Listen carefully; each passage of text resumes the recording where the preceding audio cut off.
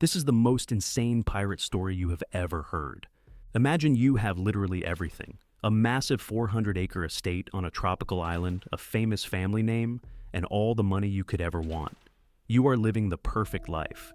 So, why would you throw all of that away to become a pirate? And here's the craziest part. What if you'd never even sailed a ship in your entire life? I'm not making this up. This is the insane and true story of Major Stede Bonnet, the gentleman pirate.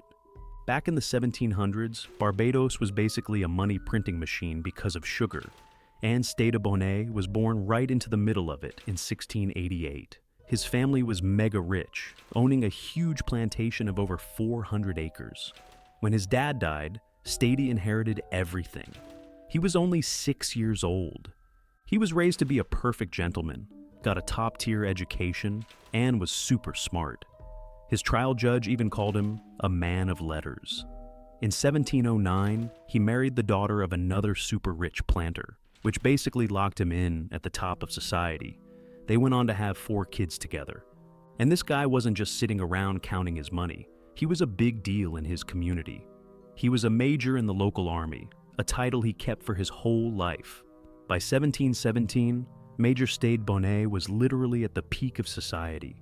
He was a rich family man, a landowner, and a public figure. He had a life anyone would do anything for, a world of pure luxury, totally separate from the dangerous life of a pirate. And that's what makes what he did next so unbelievably crazy. In the spring of 1717, Stede Bonnet made the most insane decision of his life. He decided to become a pirate. Now, this wasn't some guy who was poor and desperate. This was a rich dude who deliberately, and for no good reason, decided to change careers. The question that has stumped everyone for 300 years is, why? Why would a guy with literally everything to lose throw it all away for a life of crime he knew nothing about? There are a few theories. One is that his marriage was terrible. An old report says he had some discomforts at home that maybe drove him crazy. Another theory is that he was having a massive midlife crisis. Maybe his perfect, comfortable life felt like a prison, and he just wanted an adventure. One of his kids had also recently died, which might have just broken him completely. And then there's the wild theory that he was secretly a rebel trying to overthrow the king. Whatever the reason, how he became a pirate was just as weird as why. Most pirates steal their ships, not Stede Bonnet. He bought a brand new one. He secretly paid a shipyard to build him a custom 10-gun ship he named the Revenge. Then, he did something else no pirate has ever done. He hired his crew of 70 men and paid them a regular salary instead of the normal pirate way of splitting the loot. He was literally the only pirate in history to hand out paychecks. So you have this guy who knows nothing about sailing, navigating, or fighting, leading a crew of 70 hardcore sailors into the most dangerous job on the planet. He was completely dependent on his crew to do anything, which, you can guess, did not make them respect him.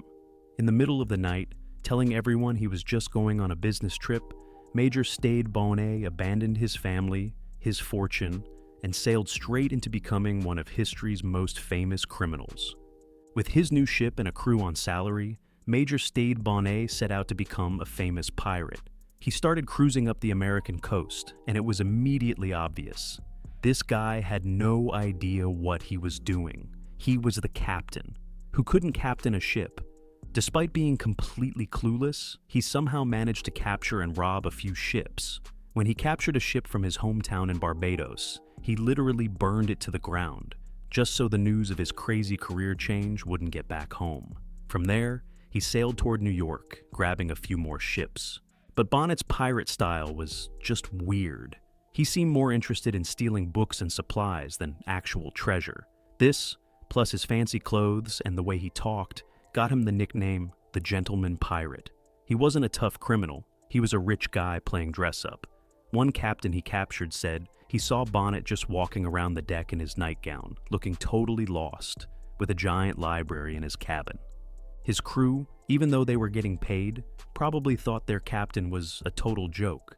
They kept sailing and captured more ships, and by the fall, Bonnet decided to go to the pirate capital of the world, Nassau, the Republic of Pirates. But on the way there, he proved just how bad he was at this. The Revenge ran into a Spanish warship. A huge battle started. Bonnet and his crew barely escaped, but their ship was destroyed. Half the crew was dead or hurt, and Bonnet himself was seriously injured.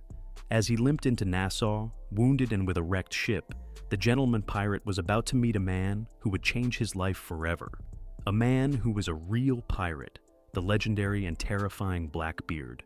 When he arrived in the pirate city of Nassau, the injured and amateur Stede Bonnet was completely out of his league, and that's where he met the most famous pirate in the world, Blackbeard. And Blackbeard immediately saw his chance. Here was a rich idiot with an amazing ship, but with zero idea how to lead a crew or win a fight. Bonnet, still hurt, basically just handed over control of his own ship, the Revenge, to Blackbeard. It was completely humiliating, but he had no choice. Blackbeard put his own guy in charge of the Revenge, and Bonnet became a guest, or really a prisoner, on Blackbeard's main ship, the Queen Anne's Revenge. He was now a captain who wasn't a captain, seen walking the decks in his pajamas while Blackbeard used his ship to rob other ships up and down the coast. This insane situation went on for months. With Blackbeard in charge, the fleet was unstoppable. Bonnet was totally sidelined, watching as his dream fell apart. He apparently told some of the crew he was ready to quit being a pirate if he could just get away. The final insult came when his original crew, tired of their useless captain, officially quit and joined Blackbeard instead. Bonnet was now totally alone. He wasn't even pretending to be a captain anymore. He was just some guy on Blackbeard's ship. The gentleman pirate had been completely played, and his ship and crew were gone. Stede Bonnet's story is an insane spiral of terrible decisions, and it's a window into the real Golden Age of Piracy, which was way more complicated than what you see in the movies. If you're enjoying these insane history stories, make sure you smash that subscribe button so you don't miss our next video. This weird partnership between Bonnet and Blackbeard exploded in the spring of 1718.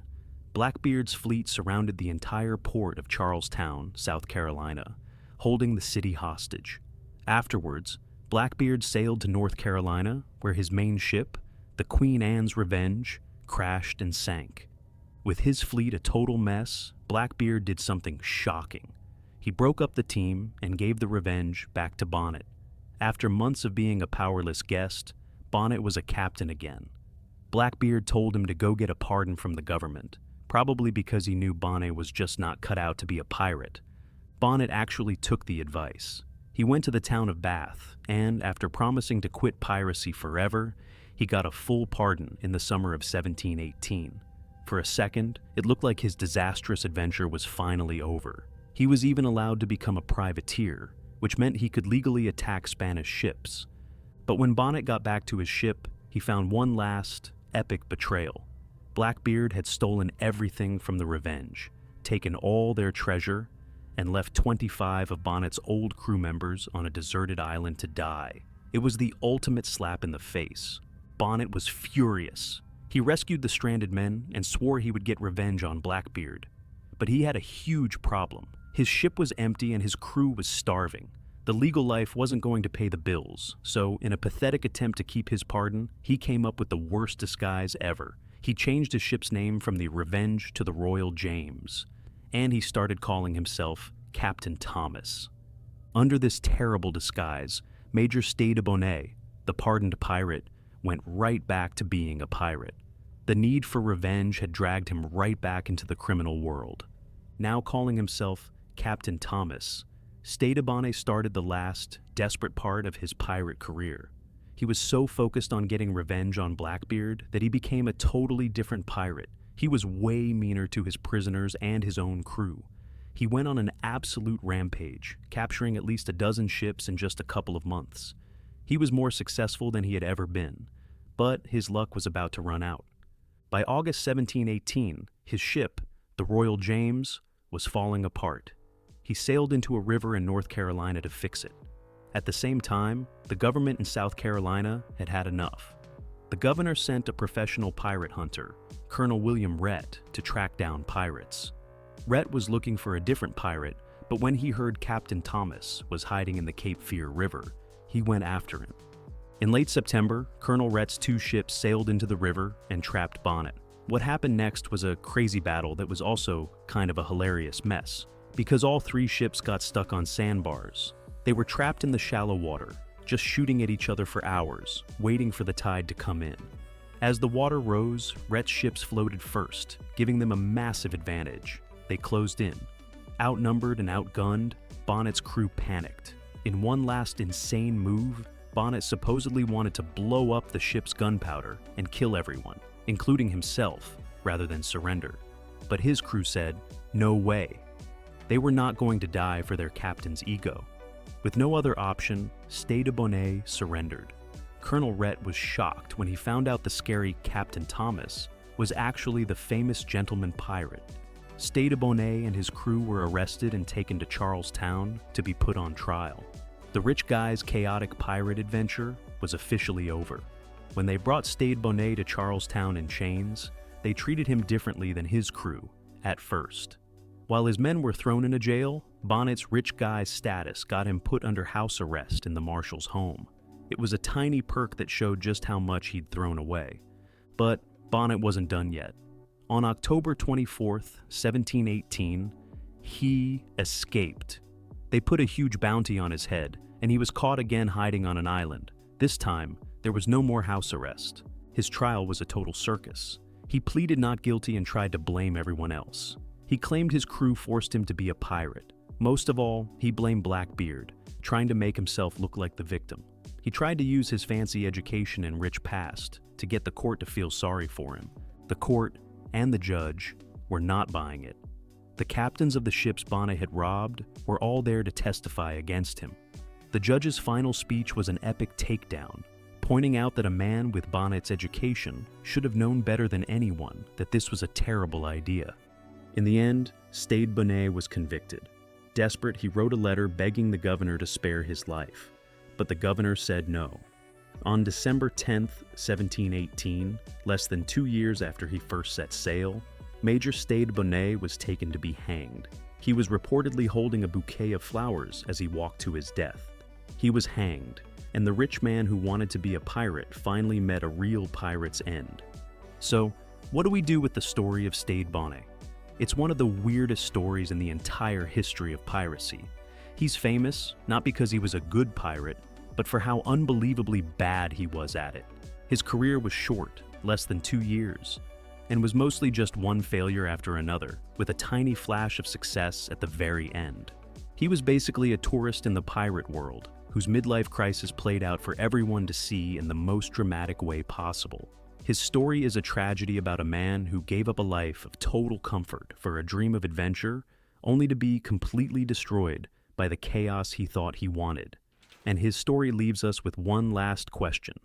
Was Stede Bonnet a fool, a romantic, or just a man so broken by his perfect life that he'd do anything to escape it? The answer is still a mystery,